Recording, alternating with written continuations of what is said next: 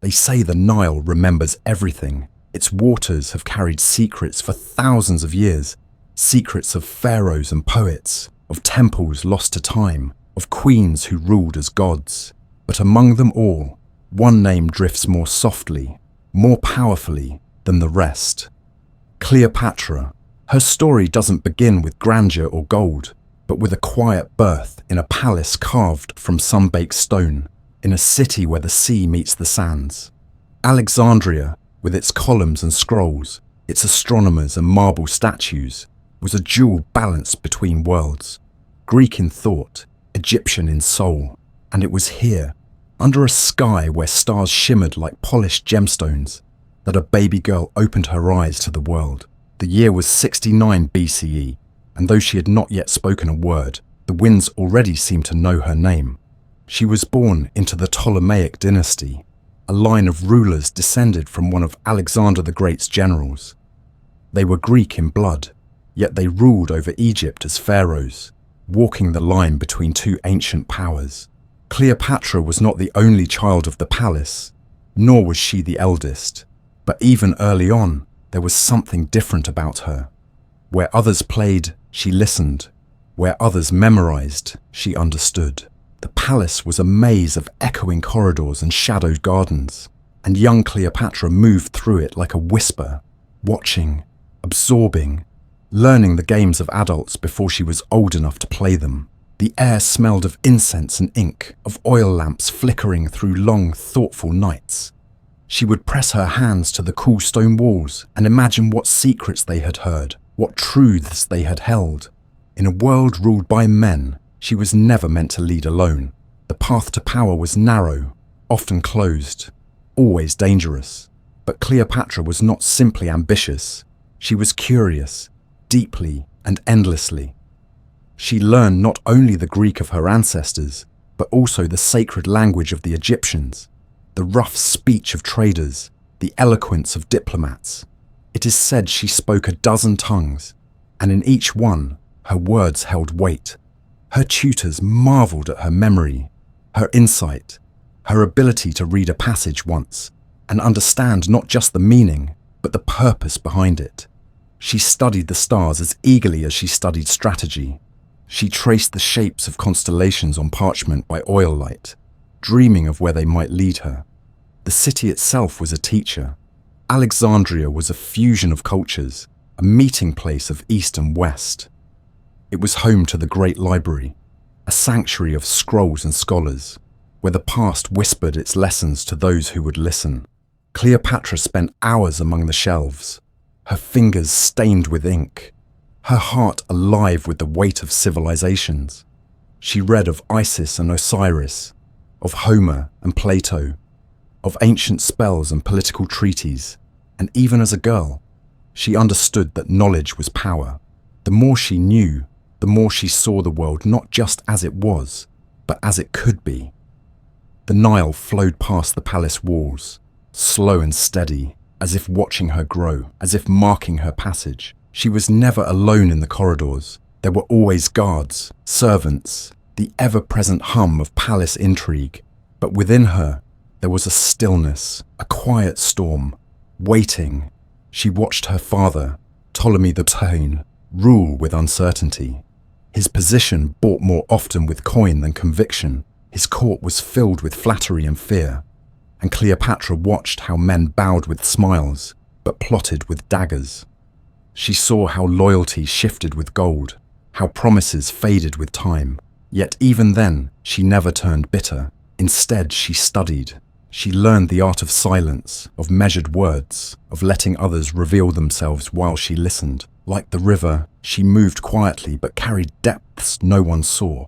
And at night, when the palace finally stilled, when the oil lamps burned low and the servants retreated to their corners, Cleopatra would gaze out over the dark water. The stars were endless above her, silver and ancient, and she would imagine her name among them, part of their long, silent story. She didn't yet know how the world would change because of her, how empires would rise and fall at her side. But perhaps she felt it. Perhaps that's why the wind carried her name so gently.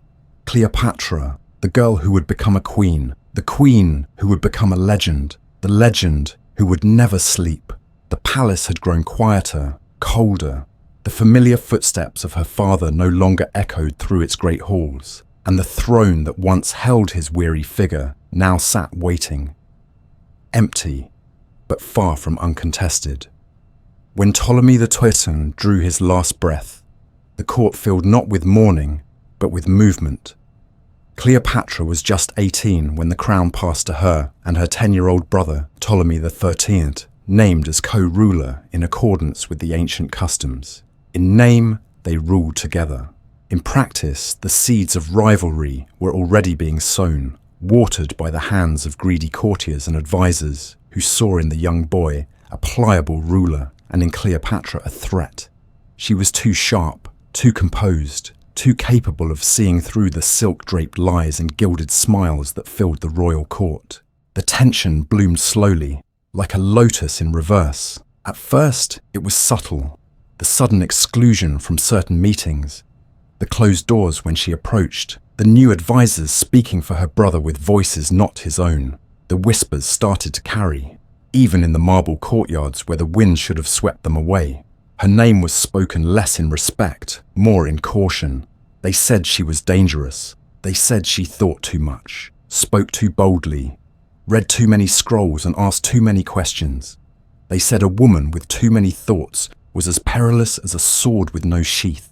Cleopatra knew the tide was turning, but she did not argue. She did not raise her voice. She simply began to prepare, and then the silence broke. The court moved against her. Decrees were signed, her image removed from coins, her name diminished in public records, and finally, in a move as swift as it was cruel, she was cast from the palace, exiled not in chains, but in shame. She crossed the threshold, not as a queen, but as an outcast, taking with her only those loyal few who still believed in her vision. The city she had known all her life, its libraries, its sun-warmed terraces, its soft sea winds, became a memory behind her. Alexandria faded into the horizon, and the desert opened before her like a test. But Cleopatra did not weep. She did not plead. Her footsteps in the sand were steady. The nights in exile were cold, but the stars above were the same ones she had studied from the palace balcony. She would look up at them now, wrapped in rougher cloth, lying on a bed of earth, and feel no defeat. The stars did not belong to kings. They did not bow to the ambitions of boys or the schemes of courtiers. They simply watched, and she would rise again beneath them. In the borderlands of Egypt, she found quiet allies, local leaders, desert tribes, merchants whose loyalty could not be bought by her brother's gold. She listened more than she spoke. A queen without a crown, but not without vision. The Nile still flowed, unbroken and eternal, and she knew the river was patient. She would be patient too. She sent envoys. She brokered alliances. She watched. She waited. She learned who had betrayed her, and more importantly, who had not. And in her silence, in her absence, Alexandria began to feel the weight of her loss. The people remembered her, not for her titles, but for her mind. They remembered how she had walked among them, speaking their language, understanding their concerns, making decisions not from behind a veil of luxury, but with clear eyes. They remembered her presence, and in time, her absence began to echo through the city like a question that refused to be answered. The court grew unstable. Her brother, still just a boy, was overwhelmed. The advisors who had once whispered confidently now argued among themselves. Factions rose and clashed, and beyond Egypt's borders, Rome watched with its usual hunger. Civil unrest in a kingdom as rich and symbolic as Egypt was not something the Republic could ignore for long. And still, Cleopatra remained in exile, gathering strength not from soldiers, but from purpose. She understood that true power didn't always announce itself with trumpets or march behind banners. Sometimes it gathered in silence, like a storm just beyond the horizon, a storm waiting for the right moment to return. It began, as many turning points in history do, not with a trumpet blast or a royal decree, but with the soft slap of oars against water. Julius Caesar, the Roman general who had crossed seas and conquered nations, arrived in Alexandria not as a guest, but as a force of reckoning. He came chasing Pompey, his former ally turned rival, in the final throes of a Roman civil war that had shaken the foundations of the Republic. Caesar expected resistance, perhaps negotiation. What he did not expect was to be greeted with the severed head of Pompey, delivered to him as a gift by the boy king Ptolemy XIII. And his advisors, men who believed that offering up Caesar's enemy would earn his favour, that brutal efficiency could disguise their fear. But Caesar was not pleased.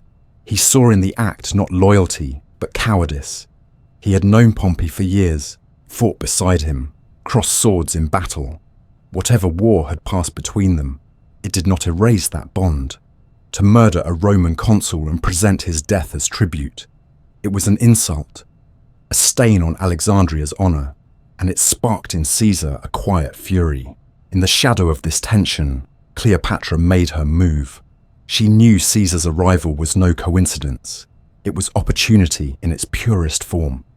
Rome had always loomed large over Egypt, its influence heavy, its ambition limitless.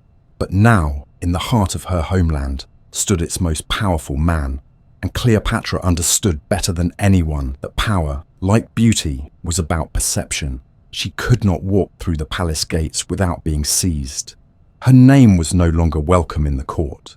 But if she could appear before Caesar, if she could speak to him not as a supplicant, but as an equal, as someone who understood the gravity of the moment, then perhaps she could rewrite her fate.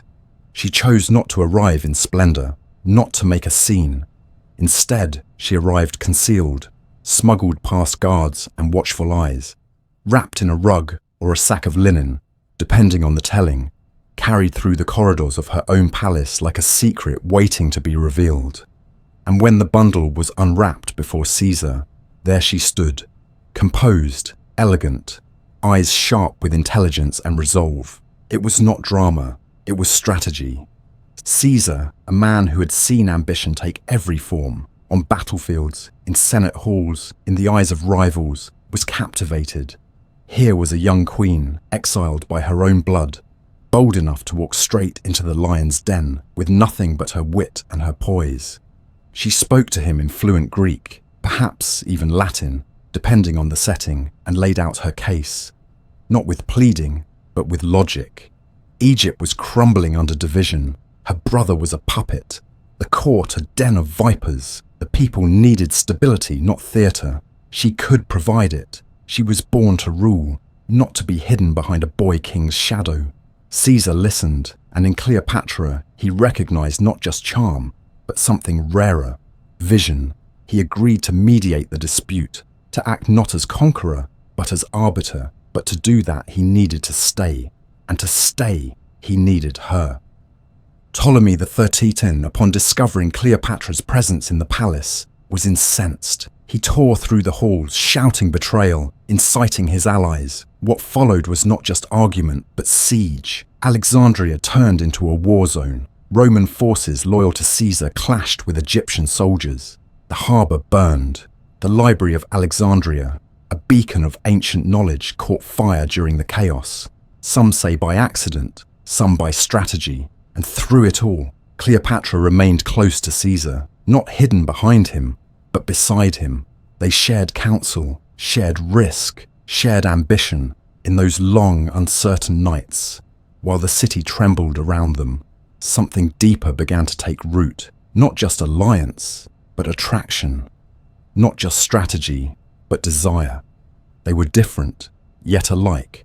She, queen of a fractured kingdom. He, ruler of a fractured republic. Both shaped by the fire of conflict, both walking toward legacy with eyes wide open. When the dust finally settled, Ptolemy XIII was dead, drowned in the Nile while attempting to flee. His body was found wrapped in his royal cloak, swallowed by the river that had once sustained him. Cleopatra's path was clear now. With Caesar's support, she reclaimed her throne, this time naming another younger brother as co-ruler in name only. The real power lay with her. She had returned not just as queen, but as a symbol of resilience, of intellect, of possibility. The people, weary from unrest, welcomed her with cautious hope. Her presence was familiar, her reign now secured by the shadow of Rome. But what began as politics did not stay political. Caesar remained in Alexandria through the birth of their son, Caesarion.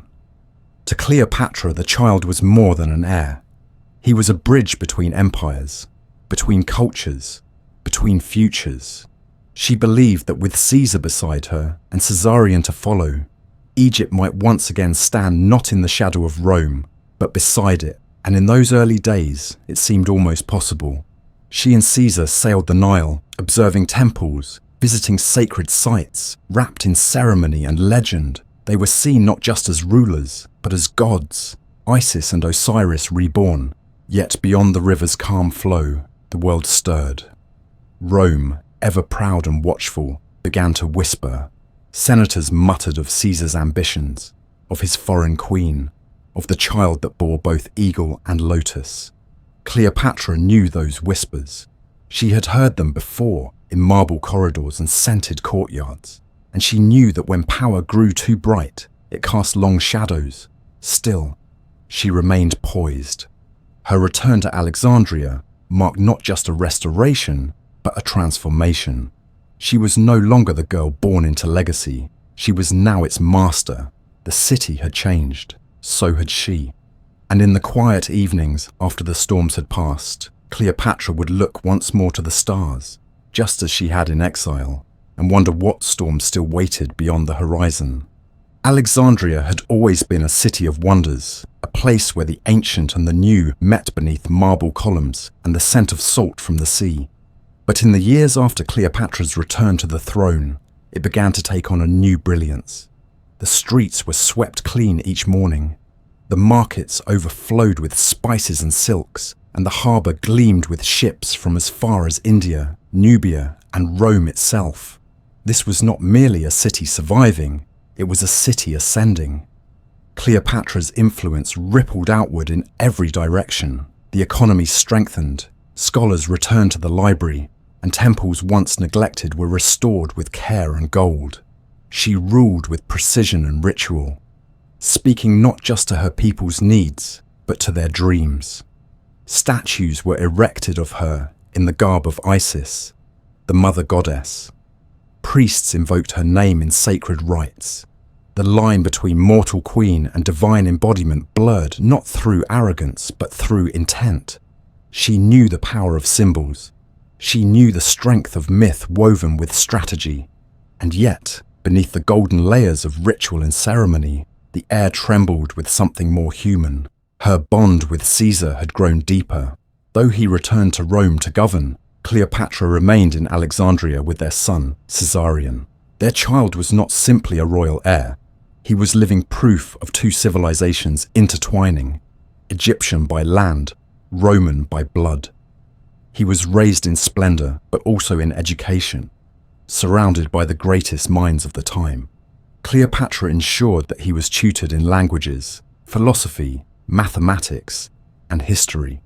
She poured into him the knowledge of both worlds, hoping that one day he would not only lead Egypt, but represent a vision of peace between Rome and the lands it so often sought to dominate. For a time, there was peace. But in Rome, peace is always temporary. Caesar's ambitions had outgrown the Senate, and the rumors of his ties to Cleopatra and their child fueled the flames of conspiracy. He had declared himself dictator for life, a title that chilled even his closest allies. Cleopatra watched these developments carefully from across the sea, her thoughts drifting often toward Rome, toward Caesar, toward what might come next. She journeyed there once more, not in secret this time, but in a procession worthy of her status. She arrived not only as a queen, but as Caesar's guest, his partner, his equal. Rome, conservative and traditional, looked on with both awe and unease. A foreign queen in their city, commanding attention with every movement, every word. She did not grovel, she did not flinch. She walked through their marble streets draped in silk and gold. proud, composed, speaking fluently in their tongue. To some, she was enchanting, to others, dangerous, but Caesar was unmoved by whispers. He hosted Cleopatra openly, even reserving a villa for her just outside the city. They dined together, spoke late into the night, perhaps about politics, perhaps about empire, perhaps simply about the weight of expectation that pressed on both their shoulders.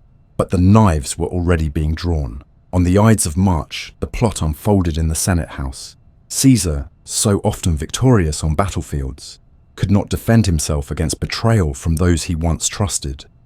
Stabbed by senators who believed they were saving the Republic, he fell not as a general, but as a symbol of ambition that had reached too high. The streets of Rome shook with mourning and confusion, and Cleopatra, far from home, felt the loss not only as a lover or partner, but as a strategist who had just seen her most powerful ally destroyed in a single morning. She fled the city quickly, returning to Alexandria with Caesarion. She had to protect him now more than ever, for without Caesar, the world would see the boy not as a prince, but as a threat. Back in Egypt, the light had changed. The palace remained. The river flowed as always, but Cleopatra moved through it all differently. She had tasted the true scale of imperial power, had glimpsed a world in which Egypt and Rome stood together not in conflict but in unity, and now that vision flickered like a fading flame. Rome had reclaimed its hatred for monarchs. The senators, in slaying Caesar, believed they were cutting off the head of tyranny, but they had only split the body politic further. Civil war would follow. It always did. And so Cleopatra adjusted her strategy. She stepped back into her role with renewed purpose. She held public ceremonies, made offerings at temples, reassured her people that their queen was unshaken. But inside the palace, behind closed doors heavy with incense and guarded silence, she began to chart a new course. The world had changed, and she would have to change with it. She had survived exile, court betrayal, open war, and now the death of the man who had helped restore her crown. But she was still standing. Her kingdom still thrived, her son still lived, and though her plans for the future had been rewritten in blood, she would never allow them to be erased. The Nile kept flowing, as it always had, as it always would, and Cleopatra, now older, wiser, and tempered by grief, watched its waters with a quiet determination. She had been shaped by history, yes, but she had shaped it too, and there was still much left to be written. The years after Caesar's death stretched long and uncertain, shadowed by the weight of what might have been. In Alexandria, Cleopatra ruled with grace sharpened by sorrow. She focused on her people, her city, her son, building alliances, fortifying Egypt's independence, and watching from a distance as Rome descended into fresh waves of conflict. The triumvirs, Octavian, Mark Antony, and Lepidus, rose to fill the vacuum Caesar had left behind. And though they claimed to fight for Rome's stability, it was clear to anyone watching that each had ambitions of their own. Cleopatra observed the shifts with keen interest. She understood Rome now in ways few ever would, its fragility hidden behind the illusion of power, its hunger cloaked in patriotism. She waited, knowing Rome would come knocking again. The only question was, who would knock first? And then, one day, the messenger arrived.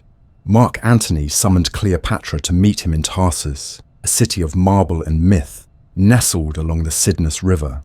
Antony, Caesar's former general, and now one of the three men dividing Rome between them, had called for her not merely as a ruler needing supplies and allegiance, but as a man hearing stories, growing curious. He had heard the rumors, of course. The Queen of Egypt who once bewitched Caesar, the woman said to walk like a goddess, speak like a scholar, rule like a pharaoh. He wanted to see for himself. Others might have trembled at such a summons. Cleopatra did not. She knew this was no ordinary meeting. It was a performance, a negotiation, a moment from which everything might change. And so she arrived, not on horseback, nor in a train of dusty carriages, but by barge, drifting down the river like a vision from another world. Her vessel was adorned in purple sails that caught the wind like wings. The hull shimmered with gold. Musicians played soft music. Incense drifted in curling patterns into the air. Cleopatra herself reclined beneath a canopy, dressed not merely in royal finery, but in the robes of Aphrodite, the goddess of love. The symbolism was deliberate, irresistible, unforgettable. Antony was captivated before she even spoke. This was not just politics. This was myth brought to life. When she stepped onto land, she met him not as an equal, but as a storm meeting the sea. Their conversations were long and private. He found in her a mind as sharp as his sword, a wit that met his own stride for stride. She found in him a fire that Caesar never carried, less controlled, more impulsive, but no less powerful. Their connection was immediate and undeniable, and though it began with strategy, securing Egypt's place in the coming conflicts, it quickly deepened into something more. Cleopatra invited Antony back to Alexandria, and he followed willingly. There, the city opened itself like a lotus in bloom. The palaces were lit by torchlight. The feasts were legendary.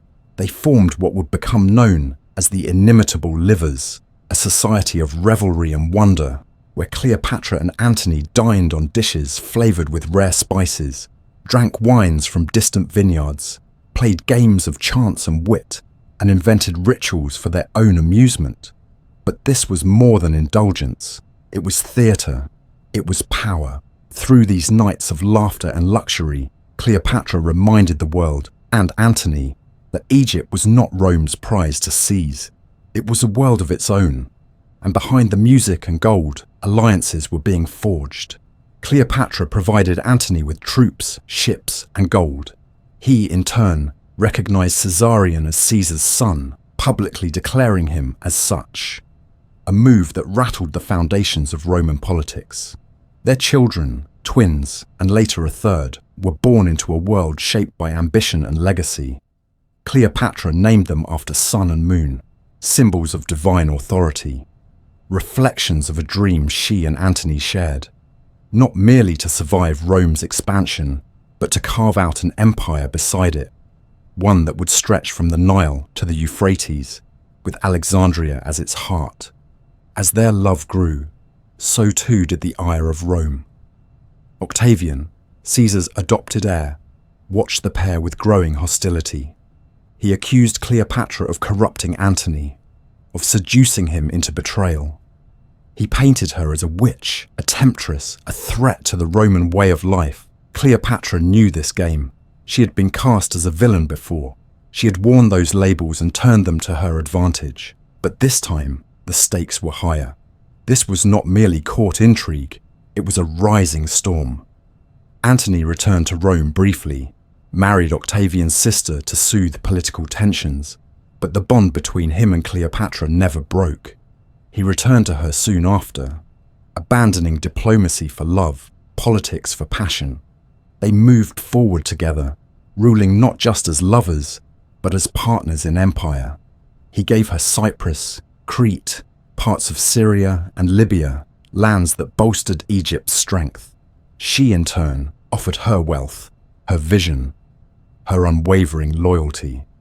They believed they could stand against Rome.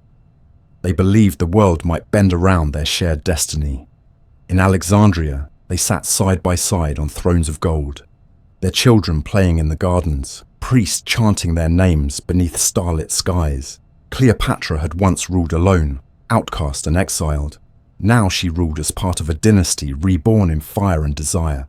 But empires do not sleep for long. In Rome, Octavian sharpened his weapons, not just of steel, but of rhetoric. He made Antony and Cleopatra the enemy, twisting their story into a tale of madness and betrayal. He declared war not on Antony, but on Egypt. The stage was set. The lovers had built a dream, but the world, as ever, was waiting to test it. And Cleopatra, always the strategist, always the queen, looked out over the Nile with eyes wide open, knowing that dreams, even the grandest, must sometimes be defended with everything one has left. The years that followed were among the most splendid of Cleopatra's reign. From the outside, it appeared as though she had finally achieved the impossible. A restored Egypt, respected and powerful, aligned not just with Rome, but with the most passionate and formidable of its leaders. Alexandria flourished like never before. Trade flowed in from every corner of the known world. Frankincense from Arabia, ivory and gold from Africa, silks from the East, amphorae filled with wine from Greece, marble and scrolls and incense. The city's markets buzzed with life, its streets a tapestry of language and colour, its temples gleaming with fresh offerings. Cleopatra walked among her people, not as a distant monarch, but as a living deity, a queen who wore the divine image of Isis, yet spoke with the intelligence of a philosopher. Her rule was no accident of birth. It was the result of constant decision, of adaptation, of vision. She knew that ruling was not only about war or love. It was about maintaining an image so complete, so seamless, that even enemies hesitated before challenging it. She had become the embodiment of Egypt itself, wise, enduring, radiant. Her court was filled with scholars, poets, priests, and diplomats. She sponsored studies in medicine and astronomy, ensured that the temples remained centers of both faith and learning, and protected the sanctity of Egypt's traditions even as she wove Roman threads into its future. She was building something greater than alliance. She was crafting a legacy. With Mark Antony, she found not only a partner but an echo. Where Caesar had been precise and commanding, Antony was bold and instinctive, sometimes reckless, but always loyal. They complemented each other. Her strategy to his action, her foresight to his confidence. Together, they envisioned a vast eastern dominion that would rival Rome, perhaps even outshine it. Cleopatra, ever the visionary, began to style their children not just as princes, but as rulers in waiting. Alexander Helios, named for the sun, was declared king of Armenia and Media. His twin, Cleopatra Selene, named for the moon, was queen of Cyrenaica. Ptolemy Philadelphus, their youngest, was granted Syria and parts of Asia Minor. These were not ceremonial titles. These were declarations, statements of intent. Cleopatra wasn't merely preserving her dynasty, she was expanding it, anchoring it across lands that had once been fragments of fading empires. The donations of Alexandria, as they came to be called, were met with thunderous applause in Egypt, but in Rome they ignited a storm. To Octavian, who watched from across the sea with steely calculation, it was a direct challenge. Antony, once the loyal Roman general, was now seen as a traitor swayed by a foreign queen. Propaganda flowed from Rome like venom. Cleopatra was painted as a manipulator, a sorceress who had ensnared Antony with her beauty and enslaved him with Eastern luxury. They mocked his devotion to her, twisted their children's titles into threats, and declared that Antony had turned his back on Rome for a throne of gold and incense. It was not just personal, it was war. Octavian moved quickly, consolidating power, turning the Senate against Antony and preparing his legions for conflict. Cleopatra, aware of every whisper, every move, remained poised. She strengthened Egypt's borders, shored up alliances with Eastern kings, and prepared her fleet for war. In the great halls of the palace, maps were unfurled, messengers sent out, strategies whispered behind heavy curtains. But even then, in the midst of preparation, she did not let fear consume her. She still attended ceremonies at the temple of Isis, still walked the gardens at dusk, still held her children close in quiet moments when the city slept. She knew the storm was coming, but she also knew that storms could be weathered. She and Antony spent their final peacetime months deepening their resolve. They dined less often in splendor, more often in council. They knew the war would not be easy. Octavian had Rome behind him, but Cleopatra believed in Egypt's strength, in its divine history, in its right to stand free. She believed in the righteousness of their union, not merely as lovers, but as sovereigns building a new world from the fractured bones of the old. The people still came to her for guidance, still knelt at her feet in reverence, still offered her lotus and papyrus in tribute. They believed in her, and she believed that belief was power. But beneath all of this, beneath the regal processions, the golden sails, the statues raised in her honor, there was a quiet urgency. She was not blind to the size of the Roman war machine, nor to the depths of Octavian's ambition. He would not stop until he had crushed everything that reminded the world of Caesar's love for her, of Antony's break from Rome. This was not a war for land. It was a war for legacy, for identity, for survival. And so Cleopatra continued to move, never still, never panicked, but always purposeful. She visited the shipyards herself, inspecting the vessels that would carry her hopes across the sea. She spoke with the admirals, demanded discipline, reminded them that Egypt had always endured. It had survived drought and invasion, rebellion and decay. It had watched empires rise and fall. Egypt would not fall now, not under her watch. In the silence of her private chambers, beneath oil lamps that cast shadows like hieroglyphs on the walls, she would sit with her scrolls and her thoughts, tracing out the steps yet to come. There was still hope. The outcome was not yet written, and so she prepared, calmly and completely, for what the world would later call a tragic end, but what she, in that moment, understood only as the next act of a story still unfolding, a story she refused to let anyone else write for her. War, when it finally arrived, came not with sudden chaos, but with the slow, suffocating certainty of an eclipse. Cleopatra and Mark Antony, bound by more than love now, stood at the heart of an empire stretched thin between glory and desperation. The preparations had been endless. Shipyards worked without rest. Grain was stockpiled. Soldiers drilled along the Nile.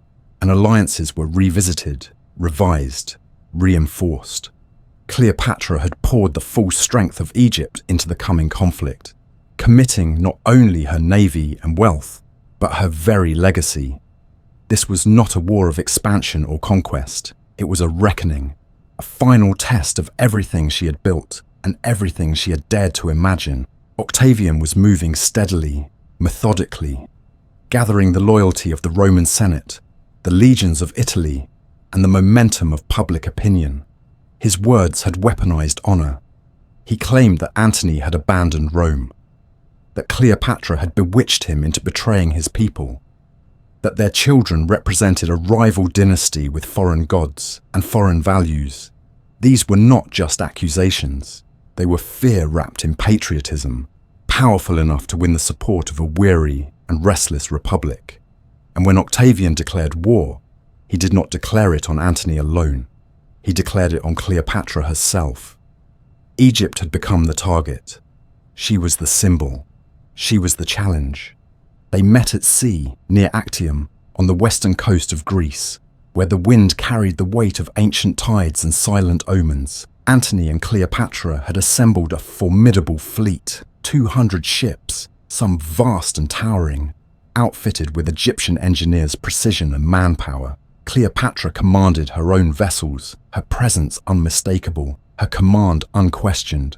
Her ships bore the crescent of Isis and the hawk of Horus, symbols meant to remind every soldier and sailor that they fought not just for rulers, but for a civilization older than Rome itself.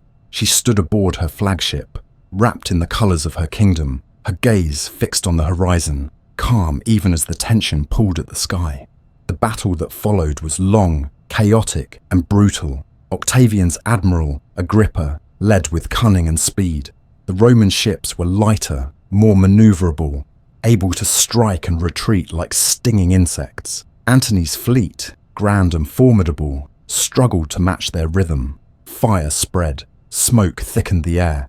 Cleopatra's flagship, held in reserve, waited near the back of the battle line.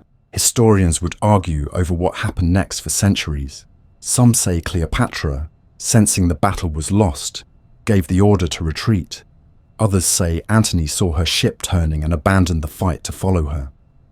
What is certain is that, amid the chaos, her sails caught the wind and cut through the smoke, heading for open sea. Antony followed, leaving command in disarray, and the fleet collapsed behind him. What had begun as a grand challenge to Rome ended in confusion, in retreat, in silence. When they returned to Alexandria, the city welcomed them, not with shame, but with worry. The streets were quiet. The celebrations had stopped. People watched from behind windows and doors. The queen and her general had returned, but the war had not ended. The defeat at Actium had broken the illusion of invincibility. Yet Cleopatra did not falter. She walked the palace grounds with the same grace she had always carried. She held her children close, spoke with her advisors, and began to make preparations for what she knew might come next. Antony, once Rome's most powerful general, unraveled under the weight of his loss. He withdrew into himself, haunted by shame, by pride wounded too deeply to mend. Cleopatra tried to reach him, to steady him, to remind him that not all was yet lost. But he slipped further from the world each day. News arrived that Octavian was marching south. Egypt's defences were not enough. The Roman legions were too many, too experienced, too hungry for final victory. The city braced for siege. The palaces were fortified. Cleopatra retreated to her mausoleum, newly built, filled with treasures and symbols prepared for death, but also, perhaps, for negotiation. She sent messages to Octavian, offering her crown, her loyalty, even her life. If only Caesarion might be allowed to rule in peace. She offered to abdicate, to disappear, to surrender Egypt's riches without a fight. Octavian replied with silence. The final days came heavy with dread. Antony, misled by false news that Cleopatra had taken her life, fell on his own sword. Mortally wounded, he was brought to her, and there, in a chamber that smelled of frankincense and salt, he died in her arms. She held him as the light faded from his eyes, her robes stained with blood and grief, and for a moment, time stood still. The palace around her, once filled with music and voices and possibility, seemed to collapse inward. But Cleopatra did not scream. She did not flee. She closed his eyes gently and rose to meet her fate. Now she stood alone, not for the first time, but for the last. Octavian entered Alexandria with triumph in his stride and steel in his voice. He ordered her taken, but not killed. He wanted her alive, paraded through the streets of Rome in chains, a foreign queen humbled before the eyes of 1,000 mocking citizens. Cleopatra, who had once captivated Caesar, once ruled beside Antony, once dreamt of an empire shared across continents, would be reduced to spectacle. But Cleopatra had one final choice left to her, and she would make it in silence. She returned to her mausoleum, where she had stored her treasures, her writings, the symbols of her reign. She dressed in royal linen, adorned herself with jewels, placed her crown beside her. No one knows for certain how she died. Some say she invited an asp, a sacred Egyptian serpent, to bite her. Others believe poison hidden in a hairpin or a vial. The truth was buried with her. But what is known is that when Octavian's guards arrived, she was already gone, eyes closed, body still, surrounded by her symbols, unbowed, untouched by Roman triumph. She left behind a story more powerful than any army, more enduring than any monument. The girl who had once walked the palace gardens as a child, who had read the stars and studied the scrolls, who had survived betrayal and exile and war, had now chosen her own ending, not taken by force, but surrendered on her own terms. The Nile flowed outside as it always had, and the wind carried her name across the water. Cleopatra, the last pharaoh, the woman who would not be broken, the queen who walked into history and never left. The palace was quiet now.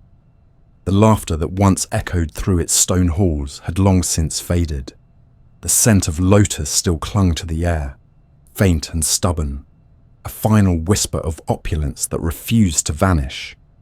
And within the mausoleum, draped in linen and gold, Cleopatra lay still. Her death had not come as a shock to those who truly understood her. It had not come from weakness nor despair, but from choice. To Cleopatra, being paraded through Roman streets like a spoil of war, a relic of a fallen world, was a fate worse than death. She had built her image as carefully as her empire. Every gesture, every word, every appearance had been part of a legacy that stretched beyond her own lifetime. She would not let that legacy be reduced to a spectacle for Roman amusement. Octavian stood above her body and saw not a prisoner but a puzzle. He had expected resistance, maybe even escape. He had planned a procession, a triumph with her at its heart. And now that she was gone, something lingered in the air, an uneasy stillness. He had won the war, but it did not feel like a victory. Cleopatra had denied him the final act. She had written the end of her story before he could. In doing so, she had taken with her the last flicker of an independent Egypt, the centuries-old kingdom, once ruled by gods and kings, now bowed under the heel of a new empire. Rome absorbed its wealth, its land, and its silence. Caesarion, her son by Julius Caesar, was briefly proclaimed pharaoh by loyalists desperate to preserve the bloodline. But Octavian's reach was absolute. The boy, still a teenager, was captured and quietly executed. With his death, the Ptolemaic dynasty ended. No more Greek kings in Egypt. No more divine queens walking through temples or giving orders in 5 languages. Alexandria fell fully under Roman rule, its once sovereign heart stilled. The temples continued their rituals, the priests lit their fires, but something essential had been lost. Not just a queen, a rhythm, a way of being, a soul, and yet, even in death, Cleopatra endured.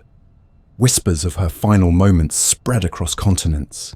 Stories were told and retold in markets and courts, each adding new flourishes, new mysteries. Some said she died nobly, with her head held high. Others imagined a more dramatic ending. Serpents coiled on her skin, golden goblets overturned, incense rising in curls toward a painted ceiling.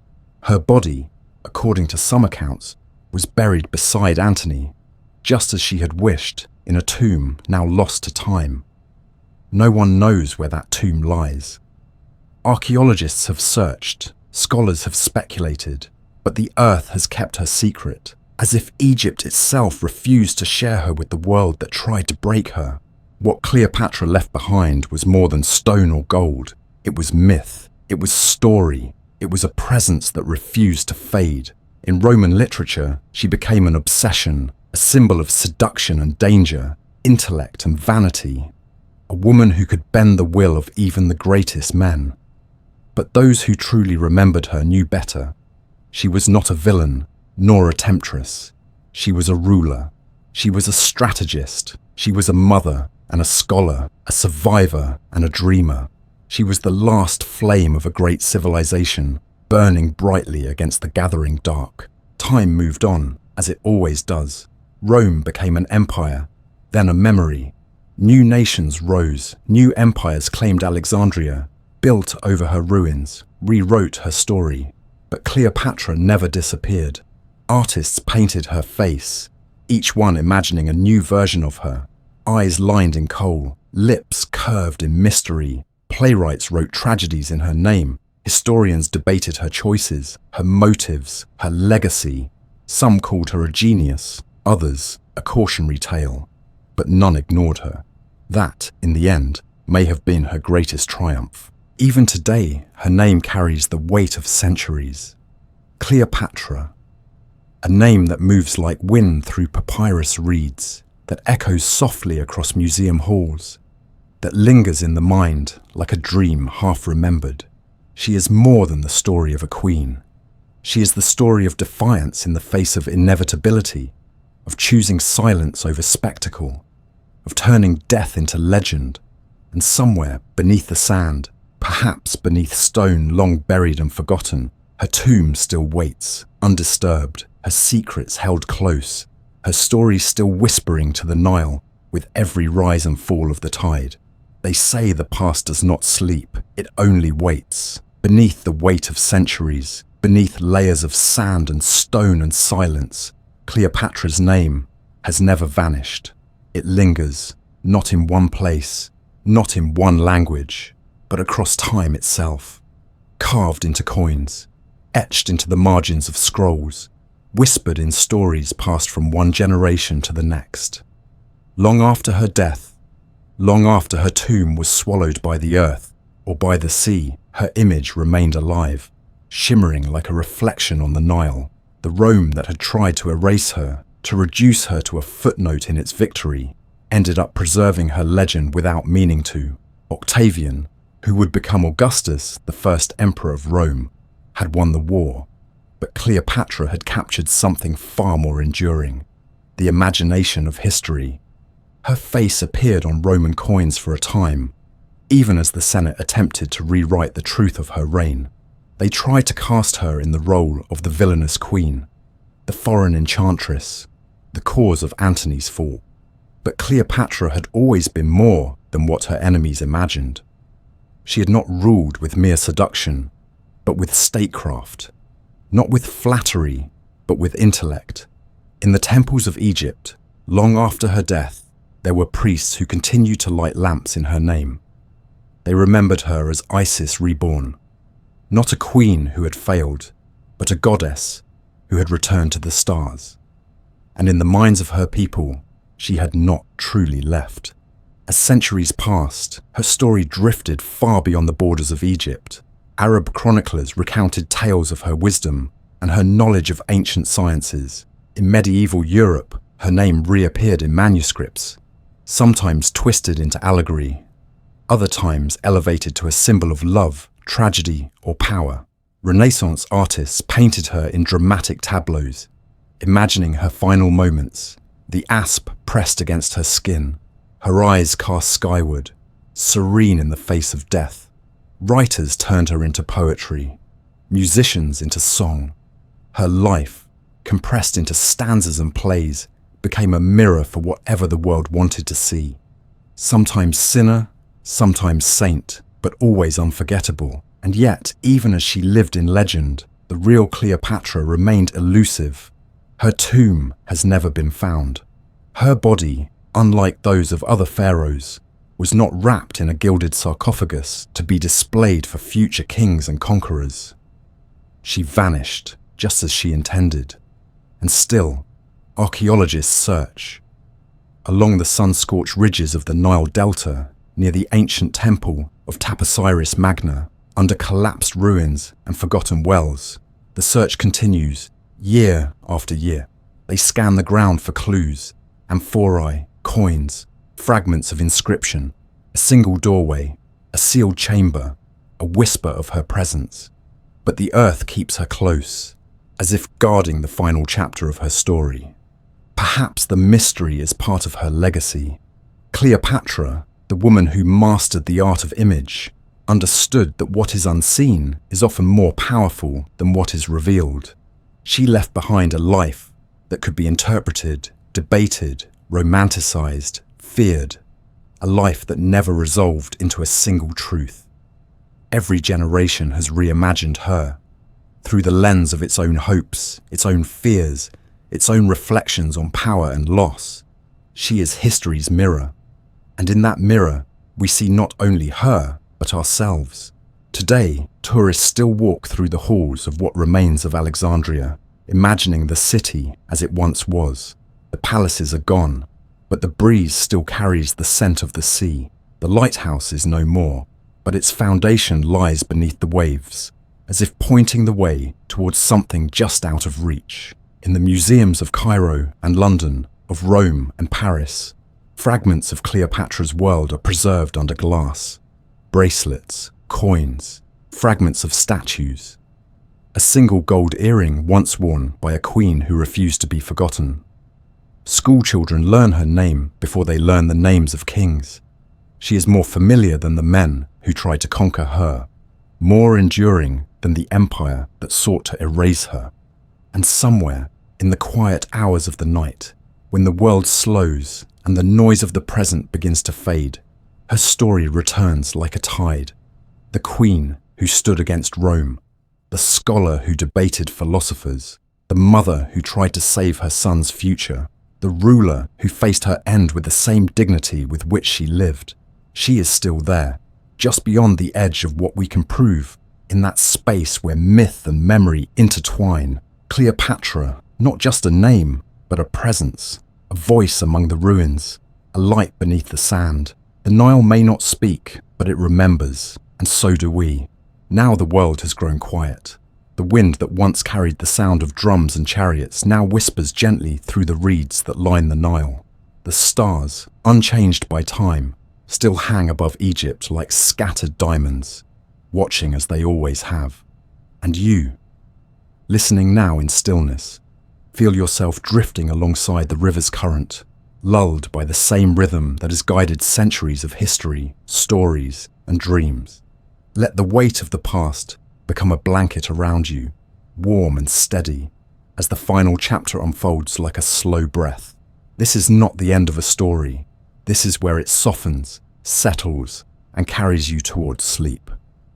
Imagine the moon suspended above the Nile, casting a silver path across its smooth surface. Somewhere out there, long ago, a barge glided silently through the water, its sails slack in the night breeze, its lamps glowing softly like fireflies. Cleopatra once stood on such a vessel, wrapped in linen, the scent of myrrh and rosewood surrounding her. She watched the water, watched the reflections of stars ripple and bend, and perhaps she wondered, as you do now, what it meant to be remembered, not as a statue, not as a myth, but as a person, breathing, choosing, loving. She had known so much of the world, and now she watched it from a place of stillness, her legacy sailing on ahead of her. Sleep begins here, where history becomes a lullaby. The footsteps of soldiers fade. The marble steps of the palace grow smooth and silent. The papyrus scrolls are rolled up and tucked away. Alexandria falls into slumber beneath its canopy of stars, the sea resting quietly at its edges. Cleopatra's city, once filled with voices and movement, now becomes soft around the edges, like the hush before dawn. There is nothing left to fight, nothing left to prove. The journey, so full of storms and ambition, comes to rest in a harbour of peace. And here, in this quiet, let yourself drift with her. Down corridors lined with golden light, past pillars wrapped in vines, through gardens where the fountains still murmur like old friends. Let the voices of history fall away until all that remains is a sense of calm, the sense that you are not just hearing a story, but becoming part of it, a guest in a dream that stretches across centuries. You are walking beside Cleopatra now, not the queen of politics and war, but the woman who once pressed her fingers into warm sand, who read by lamplight, who whispered lullabies to her son as the city slept around them. You are moving through her world as it slows, softens, and prepares for night. Outside the walls, the desert breathes slowly. The pyramids still stand, ancient even in her time, silent witnesses to 100 lifetimes. The same constellations she once studied trace their patterns overhead. The goddess forms, Isis, Hathor, Bastet, hover in memory and sky, watching as sleep settles gently over all things. The river flows, but without urgency. It flows because it always has, because some things are too eternal to change. And now you are floating there, just beneath the stars, wrapped in the quiet arms of the Nile. Let your thoughts dissolve into the water, into the sand, into the soft hush of time itself. Let your breathing slow. There is nothing left to chase, nothing left to fear, just stories settling like dust in the evening sun, just memory folding itself into dreams. Cleopatra is not gone. Not really. She lingers in the soft corners of the night, in the hush between waves, in the silence after the last word of a scroll is read. She remains where all dreams do, half real, half eternal. And as your eyes grow heavy and your body softens into rest, she stays beside you, a gentle presence at the edge of sleep, guiding you across the water, deeper into stillness, into warmth, into peace. Let go now. The journey is over. The river carries you onward, and the stars will keep watch until morning.